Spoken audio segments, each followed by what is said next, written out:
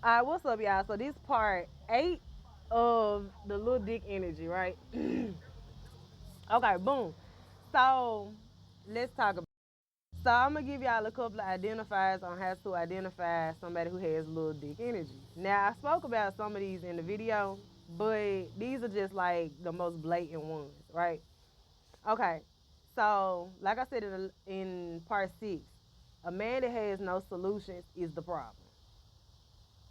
That's little dick energy. And I say that because, like, okay, in a relationship, right? In my mind, maybe I was raised different, but in a relationship, isn't it both of y'all responsibility to make sure that the other person is okay? So are y'all not coming up with solutions together on how to attack life and these situations in the life? You know what I'm saying? Like, I can't stand, in my personal preference, I can't stand a you figure it out ass nigga. Like, excuse my language, but for real, I can't stand it. You know what I'm saying? What you gonna do? What you mean? What I'm gonna do? What we gonna do? Are we not in this together? You know what I'm saying? I don't even like friends like that. So imagine how I feel about dating somebody like that. A man that has no solutions is the problem. Get away from that, in my opinion. A man that throws off your pH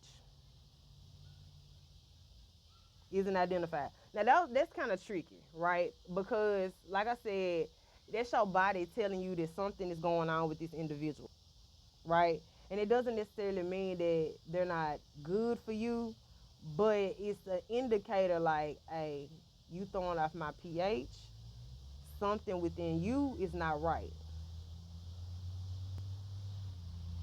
So with that being said, we need to talk about that. We need to fix whatever's going on. But you have to assess your relationship with that person to figure out what that is, right? Like, it could be something as simple as a diet, but the question is, why is this person's diet off? What's causing this person to have a poor diet? You know what I'm saying? So what's the root of that problem? It could be something that, like I said, that could be cheating. Why are they cheating? You know what I mean? It could be something as drastic as cheating. It could be something as simple as the diet. Like, what's causing this person to have a poor diet, right? There could be a small indicator, hey, something else is going on psychologically with you. We need to figure this out. We need to get this handled. We need to get this fixed. You feel me? Before it hurts me any further. The rebuttal type person. The rebuttal type person. And I say this like, meaning like, are they trying to humble you or are they telling you the truth? What do you know the difference? Do they even know the difference? Because a person that's trying to consistently humble you is jealous of you. A person that's telling you the truth wants to see you do better. You have to figure out what the difference is.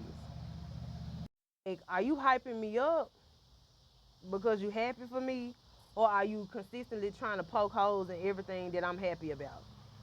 Like, oh, you made $100 today on your first day selling your t-shirts or something. Yeah, but it's not $300. You should have did it this way. I heard these people made $1,000. You know what I'm saying? Like, I'm happy for my little 100. Like, are you gonna be happy about my little $100, or are you gonna tell me how I didn't make 1,000? Are you trying to humble me, or you know what I'm saying? Because I don't mean no harm, but if my friend, my man, whoever, you go out your first day of sales, you done made $100 and you happy about your $100, I'm happy for you. You hear me? Now, when we get this little $100, after we celebrate, then we finna figure out how to make a G. You hear me? You hear me? Like, are you trying to humble me? Or you happy? You like, are you happy for me? You trying to humble me? Indicator. Since we speaking on humbling people, comparison, right? A person that's always comparing you to somebody else. That still kind of goes along with humbling, but also it kind of goes along with the fact of like, if you always comparing me to another woman, right? Then obviously you eyeballing that other woman. You really ain't eyeballing me. You know what I'm saying? You ain't focused on, you ain't invested in what's going on over here. You divested. You looking over there. So, indicator. Another indicator. A person that has all the luxuries of life, but no sustenance on the inside. So it's like you got a $1 million house with no furniture. And I mean that even like spiritually. You look good on the outside, but it's your inside. What you talking about for real? Like, what type of conversations are we having? You know what I mean? What type of conversations are we having between us in this relationship? Not as friends, not as homies, not as dating, but like investing in one another. Like, are we having investment type conversations? Not going on vacation, but like, where your mind is. Pay attention to the conversation. That's what I'm saying. Also, pay attention to this. Does he give you what you want or does he give you what you need? And what's the depth of that? Like, a man that's gonna give you what you want, it's easier for a man to give you what you want versus what you need. You can either cut that off because you are only what he wants, but not what he feels as though he needs. So you can cut that off. But also, here's the thing.